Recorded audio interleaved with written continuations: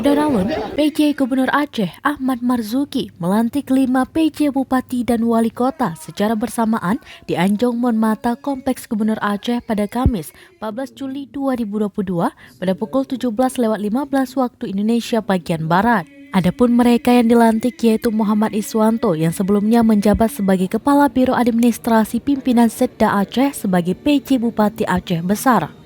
Selanjutnya Azwardi Abdullah APMSI yang sebelumnya menjabat sebagai Katibul Wali dilantik sebagai PJ Bupati Aceh Utara.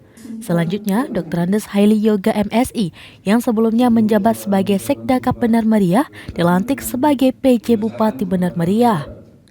Kemudian Mahyudin yang sebelumnya menjabat sebagai Sekda Kap Aceh Timur dilantik sebagai PJ Bupati Aceh Timur. Dan terakhir, Imran yang sebelumnya menjabat sebagai Sekretaris Ditjen Politik dan PUM Kemendagri dilantik sebagai PJ Wali Kota Luxmawe. Mereka dilantik untuk mengisi kekosongan pemerintah setelah Bupati Wali Kota definitif berakhir masa tugasnya.